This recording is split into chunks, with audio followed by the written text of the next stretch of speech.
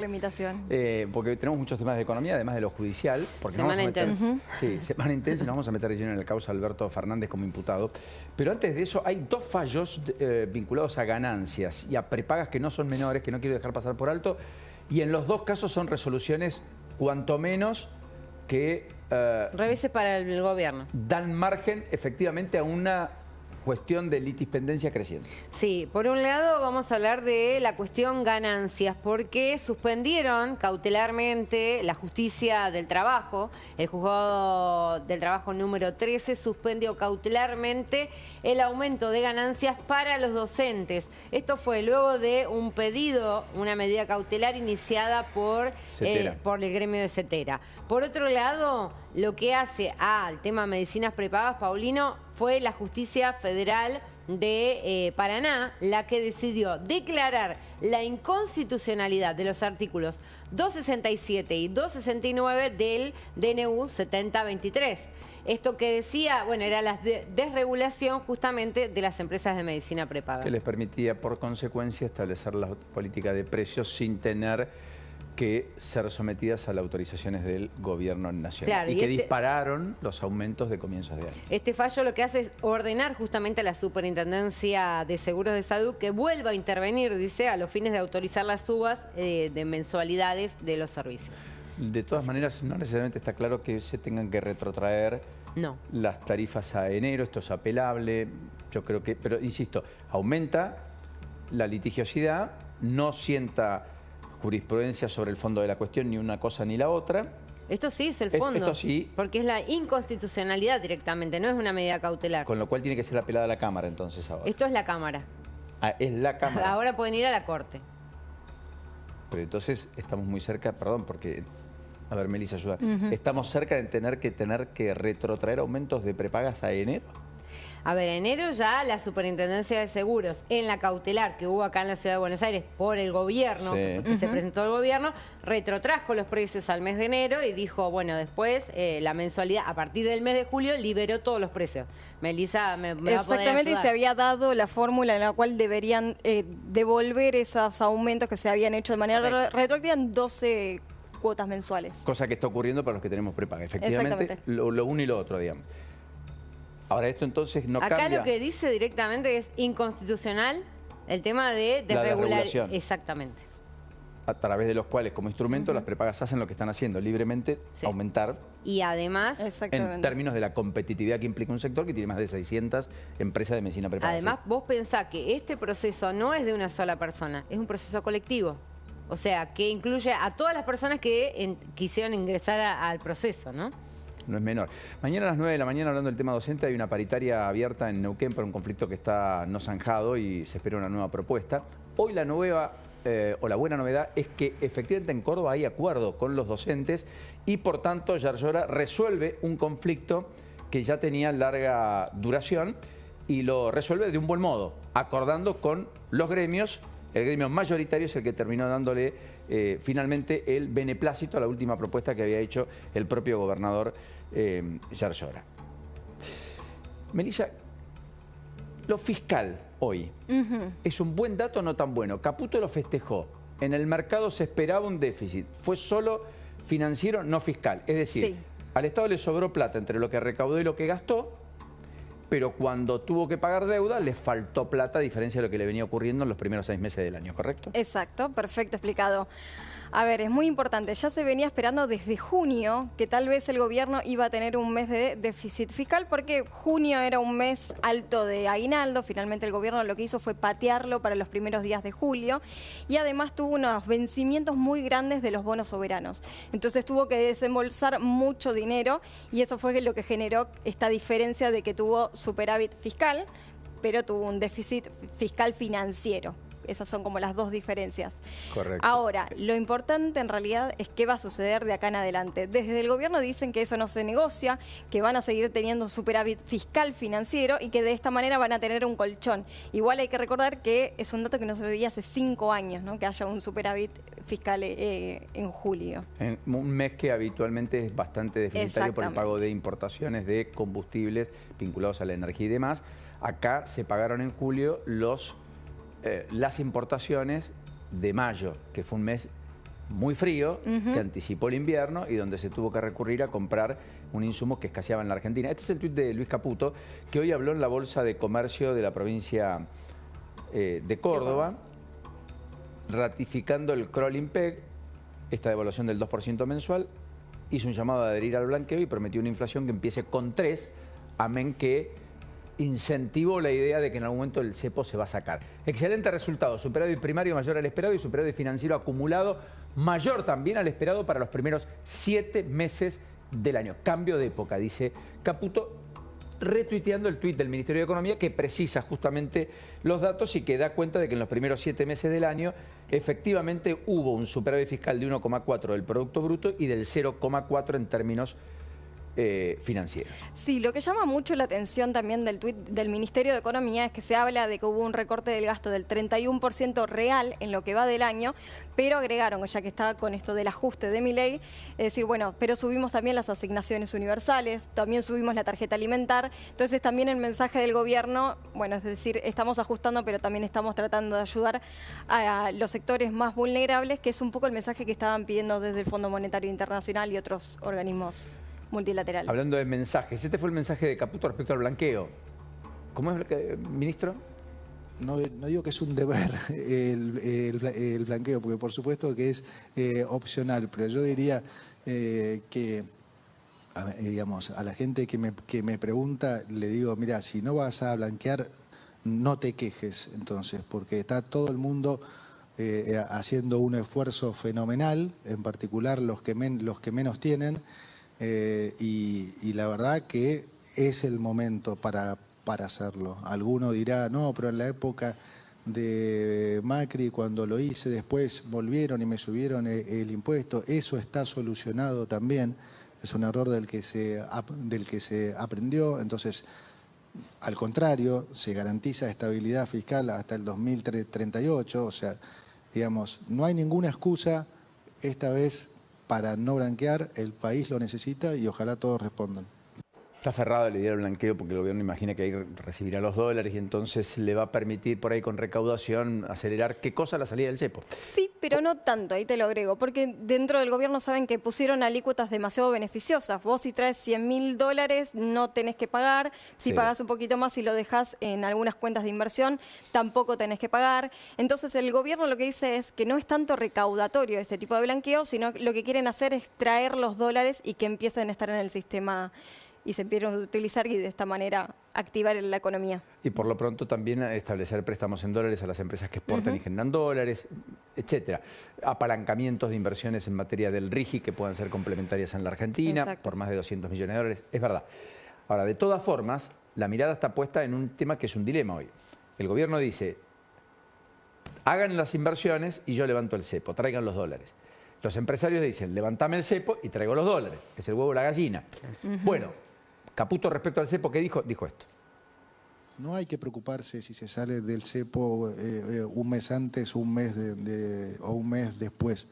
Ustedes tienen que saber el rumbo. El rumbo es el que no va a cambiar. Eso es lo que les tiene que garantizar las inversiones. La salida del cepo ya llegará. No es cierto tampoco que no se puede crecer con cepo, ya lo estamos viendo. Ya el país empieza a recuperar. Ahí hay un tema, ¿no? Porque el gobierno dice los indicadores de julio mejoraron, etcétera, están todos más en verde. Puede haber sido piso junio. Los datos de la industria fueron muy malos. Sí. De hecho, respecto a mayo siguió cayendo la economía, es decir, la industria, en términos globales. Hay algunos sectores que sí están escindidos de esta baja, el campo frente a la sequía del año pasado, producción de petróleo, que está en un nivel de actividad industrial de capacidad instalada arriba del 80%, vaca muerta como emblema, fracturas récord, producción récord, es cierto. La energía renovable, eventualmente, sí, proyectos de litio que se han más que duplicado en los últimos 2 años, todo eso es válido. Ahora, hay un sector muy importante, que es el de consumo interno, que explica en buena medida el PBI, vinculado al sector comercial, que está de capa caída, que tiene niveles de ventas muy bajos, que generó baja de persianas, cierre de pymes, pérdidas de empleo formal, y que no está encontrando piso. Y eso es lo indicador de Sentia. Exacto. La consultora midió una caída del consumo en julio del 16%, la más importante en 3 años. Así es, igual ahí también es importante tener en cuenta de que el año pasado, en julio del año pasado, porque esta es una medición interanual, era un momento de mucha expansión del gasto. Estaba el plan Platita, que tanto se hablaba del gobierno anterior, se venía la época de elecciones y con una inflación cada vez más alta también lo que se estaba haciendo era fomentar el consumo. A copiar. O sea, Exactamente, comprabas se acopiaba dólares, mucho. te estoqueabas, digamos, si querés. De todo, Es ibas verdad. al supermercado y comprabas más cosas porque sabías que se venía una, no se sabía si se iba a la hiperinflación o qué camino iba a seguir la Argentina. Entonces, de esa manera, en julio estábamos en una época de consumo muy alto. Sin embargo, los indicadores siguen dando de que hay caída del consumo y que la actividad todavía sigue Bueno, resentida. de hecho, respecto a junio también cayó. Exactamente. Porque en todo caso, si vos decís, bueno, si lo comparamos contra julio, estaba este ejemplo y esta clara gráfica que muestra de manera muy didáctica Melissa respecto a por qué la caída es tan abrupta. Y es entendible más que comprensible. Ahora, si cae versus junio, ya lo que estás comparando es El mes anterior. el mes anterior. Sí. Y si contra el mes anterior vos compras menos, quiere decir que hay menos poder de compra.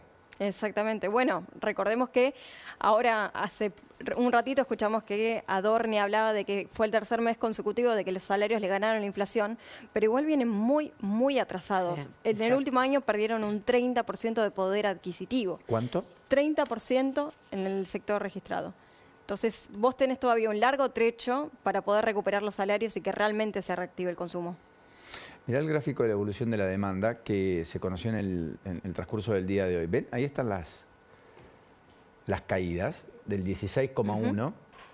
Y fíjense lo dramático. En el plan Platita, naturalmente, la demanda presionaba y en consecuencia había aumento de venta. Ficticia, lo que vos quieras, pero la gente vendía. La gente se estoqueaba. Después vino la caída, ajuste de precios relativos, hasta el 7,4 de marzo. Abril tiene una caída del 13,7. Mayo recorta.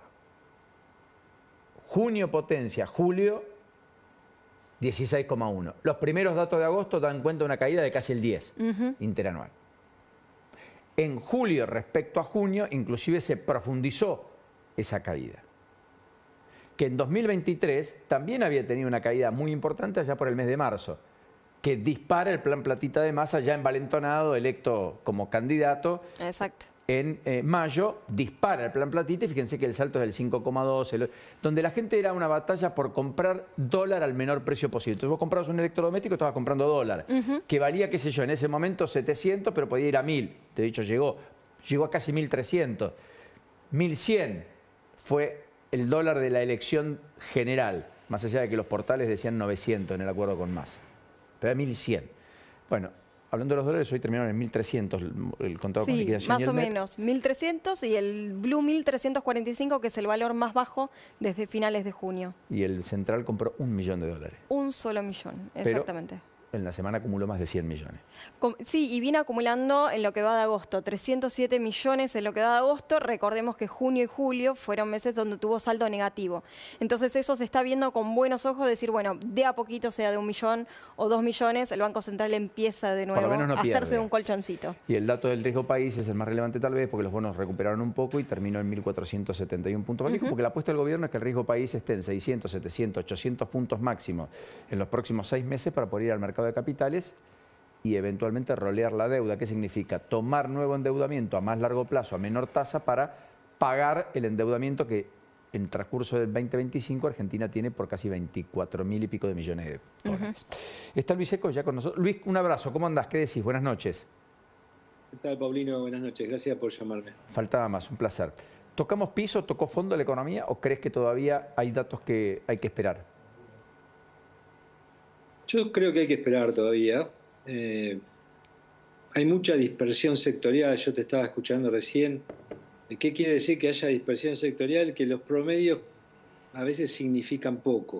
O sea, vos tenés sectores que están saliendo, que muestran variaciones positivas en el mes a mes y recortan la caída, y hay otros sectores que todavía no. Entonces, depende con quién hablas a nivel empresario, en qué sector te moves, incluso en qué región te moves para vivir realidades muy distintas. Yo diría que los promedios engañan un poco Pero está claro de que la caída ha sido muy profunda y que todavía uno puede decir, bueno, aumentó levemente respecto al mes anterior, pero lo que estamos esperando es una recuperación que se haga un poco más perceptible, porque en definitiva lo que mueve las expectativas, genera confianza, cambio de clima, son recuperaciones perceptibles. Entonces cuando vos empezás o tenés que mirar los datos con lupa, mirar un montón de datos, fijarte a ver si hay alguno que te rescata, y bueno, yo diría mejor esperar para decir esto ya se está creciendo, recuperando, como Correcto. acabo de escuchar que ¿Lo ves muy aferrado a la macro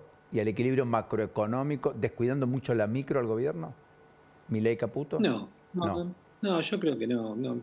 O sea, el modelo es un programa económico que hace de la recesión el mecanismo por el cual la economía tiende a reducir o a ir a un sendero más bajo de inflación, ¿no? Entonces, yo no es que eso signifique descuido por la micro, yo diría que incluso la ley base es el decreto y la actividad que hoy, o el ritmo que hoy le está imponiendo Federico Sturzenegger a la cuestión micro, me parece que tiene que ser muy bienvenida. Yo creo que el problema, voy a hacer un poco, me voy a poner del otro lado tuyo, yo creo que hoy el problema está más en la discusión macro que en la discusión micro. A ver, El problema ¿por qué? y porque hoy la gran pregunta son, vos te las estabas haciendo recién, ¿Argentina puede crecer o no con este tipo de cambio? O sea, el que estamos caros en dólar, o si querés que el dólar está barato. Cuando uno dice, che, qué caro que estamos en dólares, vos tenés que preguntarte, ¿están todos se volvieron locos y están cobrando cualquier cosa? ¿O será que en pesos, o será que el dólar está barato? Y en general es porque el dólar está barato. Cuando uno mira que dice, concluye que estamos caros en dólares. Entonces, primera pregunta, ¿puede crecer la Argentina con este tipo de cambio? ¿Puede acumular las divisas necesarias? Vos mencionabas recién la deuda. Hasta hace poco la deuda no era una discusión, la deuda en dólares no era una discusión argentina porque el único que estábamos pagando era el fondo y el fondo nos daba por una ventanilla lo que había que pagar por la otra. A partir del año que viene empieza a vencer deuda que está en manos del sector privado. Y ese hay que juntar los dólares o hay que renovarla. Y salir a renovar deuda con este riesgo país sabemos que es imposible. Entonces me parece que empieza a haber preocupación de si este tipo de cambio sirve tanto para crecer, o sea, para que la economía se dinamice, como para acumular divisas. Y después la otra discusión macro me parece que es fundamental, es la del cepo, ¿no? Que obviamente está asociado con lo primero, pero Paulina, es muy difícil generar confianza con cepo. O sea, los países normales no tienen cepo. Cepo es señal de continuidad con el pasado, es señal de vulnerabilidad. El mismo gobierno instaló la idea, no, el cepo, tengo miedo de salir del cepo, lo dijeron. O sea, no estoy... No, y además diciendo ahora algo refuerzan la idea de que no, es mentira que no se pueda crecer con cepo. Claro, Con lo cual empiezan claro, bueno, a porque... enamorarse del instrumento y de lo que recaudan por el impuesto país, así lo reduzcan en septiembre y después lo deroguen en enero, pero con las consecuencias de tener el cepo.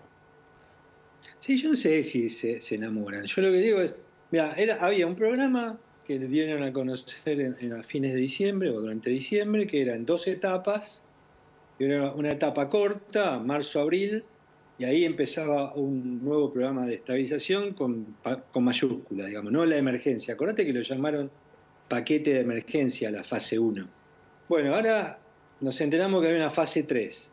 Entonces la fase 1 duró bastante más de lo esperado, hay una cuña que es esta fase 2, que es, vamos viendo, solucionamos un poco el tema monetario, pero por un lado dicen no va a haber nunca más emisión y sin embargo hay una emisión que yo no la critico porque probablemente se esté remonetizando la economía de a poco, pero digamos, hay dudas, el mismo presidente creo que las tiene, el mismo ministro también, hasta dónde aumenta la demanda de peso de la economía. Entonces dice, bueno, yo el cepo todavía no lo puedo sacar porque tengo miedo de que no haya esa demanda y que eventualmente haya una corrida contra el dólar y eso se traslada a inflación. Entonces, instalar ese miedo también es nocivo, porque vos, ¿cómo va a funcionar una economía sabiendo que hay un evento probable en el futuro que genera temor incluso a las mismas autoridades? Entonces yo digo, me parece que este alargamiento, y ahí viene un tema que me parece que vos has planteado muy bien en algunos de tus últimos programas, que es cuando vos vas más lento en tomar las decisiones y le metés cuña como la fase 2 a la fase 3 y no sabemos después cuándo viene, y hoy mismo se encargaron a decir que no sabemos cuándo, Eso huele un poco a ir más lento, ¿no? Más gradual. No quiero usar la palabra gradualismo para que nadie se enoje, pero digo, como que parece que se va más Correcto. lento. ¿Sí? Entonces, ahí necesitas dos cosas. Uno, que la situación externa te acompañe.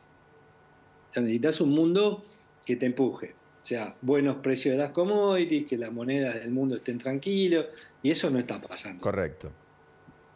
Y después necesitas la otra cosa, que es el crédito social. O sea, necesitas crédito desde el punto de vista externo y la confianza de los mercados, que no te contagie ningún ruido afuera. Y crédito social y beneplácito y respaldo a lo que estás haciendo. Exacto, sí, crédito social, paciencia, ponele el nombre que quieras, apoyo popular. Que hasta acá y ahí es lo donde tuvo. entra todo. Hasta acá lo tuvo, parecería prolongarlo un tiempo más, pero no es eterno. Claro, ahí es donde te entra el tema de cuánto más dura la recesión, los números que vos estabas contando en materia de pobreza, desocupación, todo lo que todos los datos que salieron esta semana, salario real. Digo, me parece que ahí es donde el problema, por eso yo digo, me parece que la discusión es mucho más macro, más que micro o de reforma estructural. Yo te digo la verdad, yo creo que estamos bastante bien en ese sentido. Me gustaría ver otras reformas, pero digamos, yo el otro día conversaba con un miembro muy importante de la Libertad de Avanza y me decía, mira, nosotros tenemos ley de reforma previsional, ley tributaria, ley laboral, todas muy buenas, pero una buena ley que no se aprueba se convierte en una mala ley. Y me parece que ese es otro tema. Es cierto, pero bueno, ahí necesitas política también, ¿no? La seguimos la próxima y ese es un enorme capítulo que dejémoslo abierto. Te mando un abrazo, un placer. como siempre. Hasta la próxima, buen viernes. Ahí está, Luis Seco, siempre tan generoso para con nosotros un viernes. Bueno, nos metemos en el lleno un poquito en el capítulo de Alberto Fernández porque es imputado, está imputado, y porque empezaron a ordenarse las medidas de pruebas, que eran previsibles, estaban al caer, empezaron a llegar. Así es, Paulino. En primer lugar, bueno, vamos a hablar de lo que se decidió a partir de la semana próxima. Tiene que ver con las declaraciones testimoniales. La semana próxima, el día 22 de agosto a las 10:30 de la mañana, va a ser la primera testimonial y es nada más ni nada menos que Alicia Barrios. Ese mismo día, a las 12 del mediodía, yo creo que va a ser la testimonial más importante, la que todos estamos esperando, que es la de María Cantero, que era la secretaria de Alberto Fernández y con quien Fabiola Yáñez mantuvo muchísimos diálogos desde junio del 2021 al menos hasta 2023. Entonces, todo eso que aparece en las conversaciones entre Fabiola Yáñez y Cantero va a ser importante lo que diga esta mujer en la justicia. Para el día 26 de agosto, el fiscal Ramiro González citó a Daniel Rodríguez. ¿Quién es Daniel Rodríguez? Bueno, era el intendente de la Quinta de Olivos. Es uno de los hombres que podría haber visto las situaciones de violencia que alude la propia Fabiola Yáñez. A los que todavía no le fijaron fecha, Paulino, es a Sofía Pachi y al doctor Federico Saavedra. El lunes me dicen allegados a la Fiscalía que se pondría la fecha para esas dos personas. Hasta hoy solamente estas tres personas van a declarar y también se ordenó liberar el exhorto para que en Madrid, para la madre de Fabiola Yáñez, que es otra de las personas que va a tener que prestar declaración ¿Y cuándo sería la testimonial. declaración de la madre? Bueno, primero hay que ver qué es lo que dicen en España, porque dio dos opciones el fiscal para que pueda declarar la madre de Yáñez. De hecho, dijo que podría hacerse en el consulado argentino, Sí. así como declaró Fabiola, bueno, que su Por madre videoconferencia. puede hacerlo tal cual y pueda dar cuenta de esto que su hija aludió también en su declaración, ¿no? La declaración de los testigos sí tiene control de la prueba por parte del Sí. imputado. Y de hecho te voy a dar un dato que no lo dio nadie. Hoy estuvo la abogada de Alberto Fernández en los tribunales. Correcto. 3 horas estuvo. Vio toda la testimonial de Fabiola Yáñez. Todo eso que estaba guardado porque fue por videoconferencia, quedó grabado. La abogada de Alberto, quien le impidió el juez Ercolini por pedido de la querella que presencie la declaración de Fabiola Yáñez, finalmente la observó hoy. Exactamente. Hoy, pasado el mediodía, llegó a los tribunales, estuvo bastante tiempo y, bueno, pudo acceder a la prueba, ¿no? que para ella era tan importante el día que declaró la propia Fabiola Yáñez. Otra de las cuestiones que la justicia quiere saber, Paulino, y en estas medidas de prueba que ordenó el fiscal, es conocer los movimientos, justamente le solicita a la Secretaría General de Presidencia los viajes que realizó Fabiola Yáñez en el año 2021 a la provincia de Misiones. Correcto. Para tiene ver... correlato con el relato de ella, de decir que fue justo un viaje después de una golpiza, pero que no lo quiso postergar, y que después de ese viaje, cuando volvió, convocaron con Alberto Fernández, presidente en Olivos, a el médico presidencial. Sí. Y por otro lado, también solicitó el legajo de Fertilis, que es el lugar donde Fabiola Yáñez habría realizado el tratamiento de fertilidad junto a Alberto Fernández. ¿Esto por qué? Porque vos decís, Fabiola declara que a ella, Alberto Fernández, le pega una patada ya cuando ella creía estar embarazada. Entonces, es fundamental si realizó un tratamiento con Alberto Fernández, cuándo se lo realizó para calcular la fecha, para ver si realmente ya estaban embarazados o no, ¿no? Es fundamental eso para la justicia. Está bien, porque además pruebas no te puede dar el lugar, pero sí te puede dar una conexión de línea de tiempo, donde las cosas sean verosímil o inverosímil. Correcto. Hoy habló también el hijo de Alberto Fernández, que hasta aquí estaba apartado. Dijo, me acosaron a mí y a mis amigas. Rompió el silencio, se despegó de su padre. Yo respondo por mí, no por mi padre, dijo, ¿no? Sí, a través de las redes. Hizo un comunicado bastante largo donde él dijo que... mira, ahí se ve... No debe ser fácil tampoco para el hijo que... No, pero él dice de que... manera tan explícita, claro, tan que no ventilándose tiene todas nada estas que ver. cosas, digamos, ¿no? Vos pensás que Estanislao no tuvo tanta relación con su padre. Nosotros, si bien hemos visto fotos es fruto y demás... de su primer matrimonio, ¿no es cierto? Correcto. Y hubo un tiempo en el que se fue a vivir a Olivos, ¿te acordás, Paulino? Sí, pero después no caminó el tema, digamos. Pero no funcionó porque, bueno, evidentemente padre e hijo no tenían la mejor relación, si se quiere. Y yo no me voy a meter en la vida privada tampoco. Pero sí, hoy también se despegó, dijo que no quiere que lo acosen porque lo que pase el padre lo va a definir la justicia, algo así, más o menos, ¿no? Y eso está bien, cada uno tiene que ser juzgado por los actos propios, no da cuenta de los actos de sus padres. Ahora, porque uno no los elige, básicamente, además. Nos vienen dados. Pero en cualquier... Y algunos tenemos la fortuna de haber tenido padres extraordinarios y otros no tanto. Correcto. Pero así lo que a mí me impactó después es todo lo que se gestó en torno a la declaración de Tamara Petinato de ayer. Hoy volvió a Bendita, me dicen. Sí, volvió a Bendita y habló en Bendita. Y habló ahí con Beto y demás. Pero a mí hay un tema que es... Insisto, lo de Alberto Fernández en el video que trasciende, diciéndole, decime cosas lindas, por ejemplo. Perdón la sonrisa. Vamos allá de la confianza. No, más independientemente no, porque ella habló de una relación de confianza. Pero ponele, pero el presidente de la Nación, la crisis que Argentina ostentaba y tenía, con alguien sentado, supuestamente de su afinidad, en el sillón presidencial donde los presidentes toman decisiones por todos los argentinos, siendo además la máxima investidura de un país, es todo lo que está mal. Uno desearía otra cosa, desearía a alguien tomando... Es más, eran en simultáneo a que algunos como Gerardo Martínez le decían, use la lapicera, presidente, ¿te acuerdas? Sí. O sea... Bueno, y Tamara con Alberto, que habló, dijo Tamara con Alberto. ¿Eso es lo que dijo Tamara? No escuché bien, Juan. Pongámoslo, a ver. ¿Vos notaste que había una intención de quedarse solo con vos? No, yo... tenía un vínculo con él de confianza, Okay. Es que, de hecho en el video se ve, no voy a negar que tenía un vínculo de confianza, es como, entonces me dijo, si tenés tiempo quédate y almorzamos, porque siempre almorzaba con alguien, digo, no es que fue conmigo sola. ¿Vos hablaste después de la aparición del video brevemente con él? Sí. ¿Puede ser que él te haya dicho, contá la verdad, decí que no pasó nada? Sí, es que más que nada hablamos, pues yo quería saber qué estaba en el momento que estaba pasando. Porque no sabía ni qué video era. Cuando me lo muestra Leo, que me lo mostraba, no lo escuchaba el sonido, no sabía qué era. Sí hablé, pero sí, me dijo contar la verdad. Sí, la verdad es esta. Sí, no fue feliz todo lo que pasó.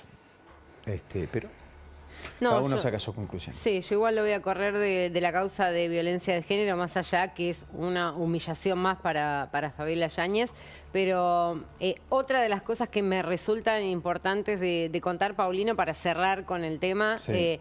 tiene que ver con el pedido que hizo el fiscal Carlos Rívolo. ¿Te acordás que yo el otro día les decía, está analizando Rívolo si pide o no ver el celular de Alberto Fernández, que fue secuestrado en el marco de la causa de violencia de género? Correcto. ¿Por qué? Porque Carlos Rívolo es el que lleva adelante la causa del escándalo de los seguros. Correcto.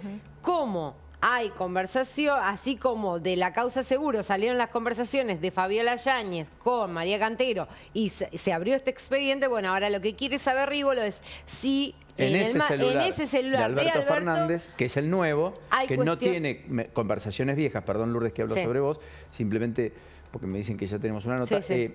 da la impresión que el fiscal entiende que tal vez pueda haber conversaciones incriminatorias de Alberto Fernández o que le allanen el camino a la consecución de las pruebas indispensables para actuar en esa causa de los seguros. Sí, lo que le dijo, si hay información pertinente para la causa de los seguros, bueno, conservémosla. Eso lo quiero para mi causa. Impecable, como siempre, Lourdes. Vamos a dar vuelta a la página con 2 o 3 temas. A mí el que más me ocupa, insisto, más allá de esta disociación entre el presidente y la vice de hoy explícita, con Milei en un lado, Victoria Villarroel en otro, no van a compartir el acto del 17 de agosto. De hecho, tenemos cadena nacional a las 12 de la noche, por lo tanto, naturalmente, vamos a ser muy puntuales, muy rigurosos en el cierre de nuestro programa. Hay un caso que tomó vuelo en las últimas horas, que tiene mucho impacto, que da cuenta de un secuestro extorsivo. Hacía mucho que no se hablaba en la Argentina de un secuestro extorsivo. Sí. Bastante, sí. Bastante tiempo.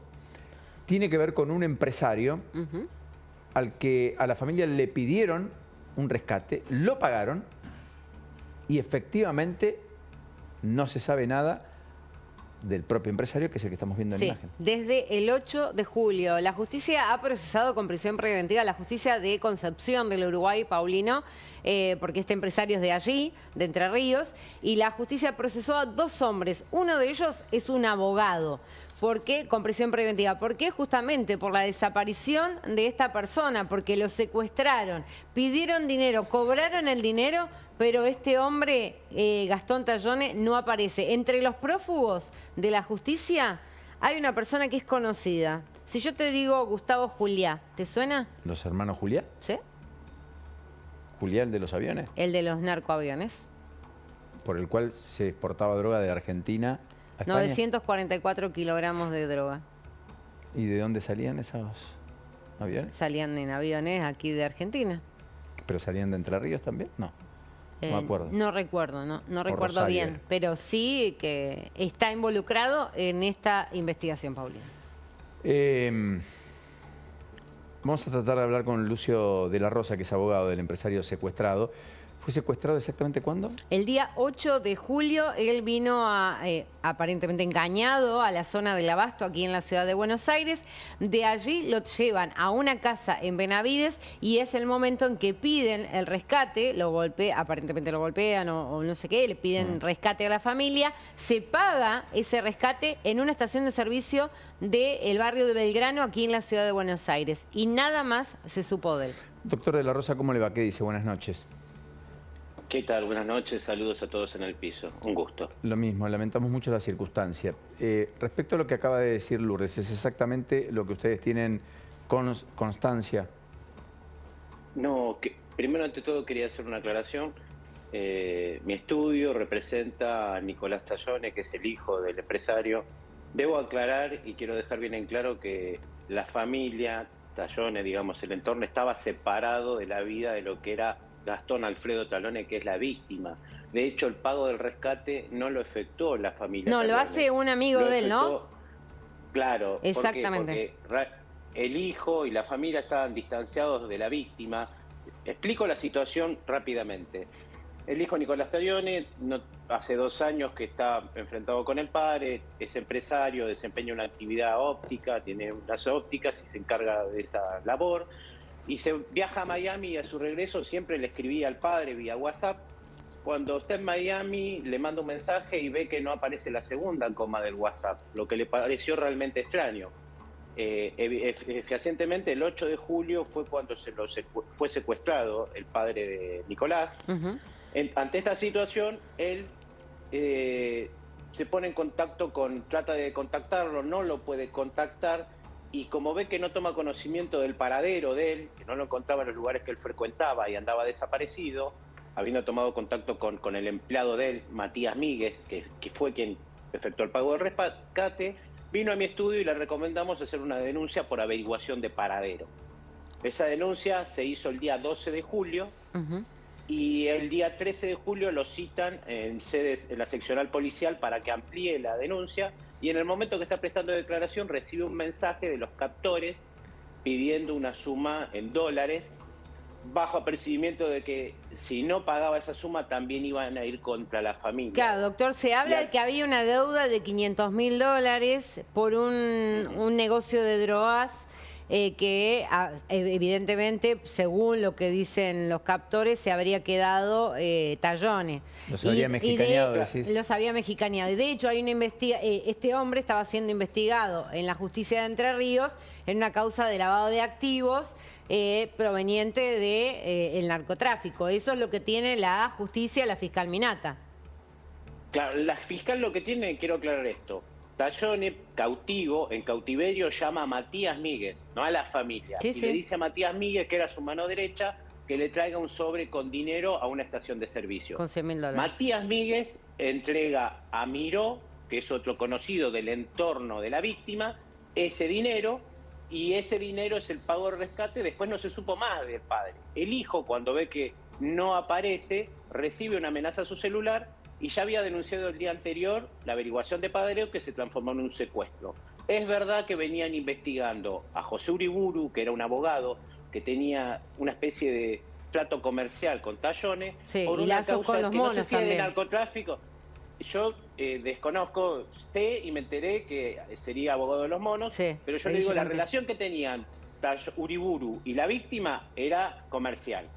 Es verdad que había un legajo de escuchas, porque los venían escuchando por teléfono a Uriburu y Tallone, y de esas escuchas se sacó material vital para poder descubrir la participación de Miró, Juliá y Uriburu como partícipes del secuestro.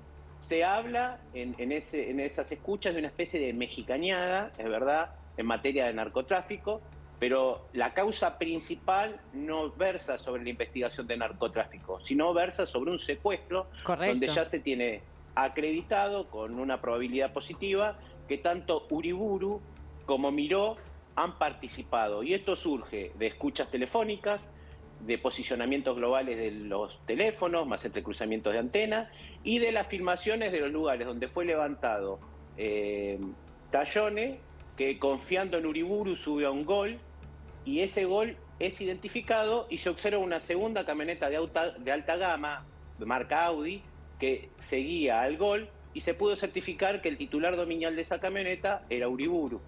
Se realiza un seguimiento de las cámaras, de los anillos de control vehicular, asimismo de los pases, del autopase de la autopista, y se puede arribar a la conclusión de a qué punto se trasladó a la víctima, donde efectivamente en Benavides, en un domicilio de pertenencia de Uriburu, fue cautivo la víctima. Del entrecruzamiento de antenas también se pudo determinar que en ese lugar estuvieron presentes Uriburu, Miró y la víctima. Y de las escuchas se pudo determinar que había una especie de mexicañada, de un llamado, de que no puedo revelar el nombre, a otro abonado, diciendo que Uriburu había utilizado a Miró con el objeto de secuestrarlo por un ajuste de cuentas de una mexicañada del tema de narcotráfico, que no es materia de investigación de este expediente. Por eso quiero dejar en claro que no fue la familia quien pagó rescate. Doctor, usted quiere dejar en claro, primero, que el hijo no tenía,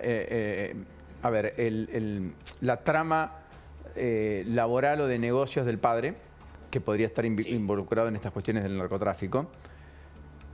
Lo segundo es que no tenía una gran relación, pero que como hijo, al no encontrar respuesta de parte del padre, da cuenta a la policía, averiguación de paradero, después terminan en un secuestro, después terminan en el pago de un rescate, y efectivamente lo último que se sabe es que estuvo en ese lugar de Benavides, ¿correcto? Sí, pero no, ahí se apagó el celular. Exacto, se apagó el celular y a partir de allí pierden contacto. Y eso ocurrió prácticamente hace un mes. El 8 de julio. Bueno, poco más de un mes. Y que ahora los dos de sus secuestradores fueron, digamos, detenidos. le dictaron el procesamiento con prisión preventiva y con embargos millonarios. ¿Pero fueron detenidos? De No. 5 y 10, sí, prisión preventiva. Ok. 5 y 10 igual, millones. Perdón que interrumpa, quiero aclarar. Uriburu queda detenido en el marco de otra causa por narcotráfico previo al dictado de esta prisión preventiva por el secuestro extorsivo. ¿Me explico? Está bien. Lo Estamos que sí hablando... hay claro que... Sí, perdón. Cierre porque tengo que ir a la pausa, perdóneme. Para cerrar, lo que sí hay preocupación, congoja desde la familia, porque todavía no se sabe nada del paradero.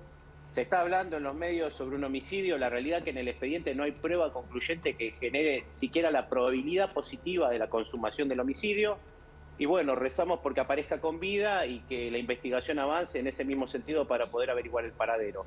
Creemos que está probado con un grado de certeza suficiente la participación de los 3 detenidos, Miró, Taglione y Juliá, que bueno, también no está habido. Pero hay 2 personas más que no fueron identificadas que también habrían participado de la ejecución del hecho, que son parte de la investigación. Doctor de la Rosa, gracias por esta generosidad para con nosotros. Hasta la próxima, muy gentil. No, por favor. Esperamos que haya buenas nuevas. Solo quiero decir esto en medio de la pausa, porque si no, no tiene sentido haber hecho lo que hicimos.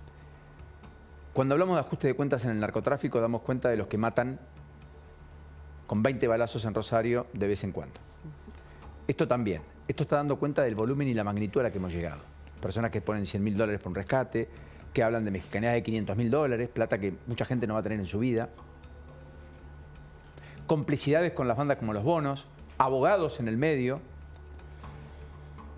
personas que en algún momento fueron puestas por el Prima de la Justicia y observadas, como los Juliá, por llevar cargamentos con droga al exterior y que aún están en libertad y que siguen viviendo de las mismas cosas, eventualmente, si esto se confirma. De todo eso es que estamos hablando.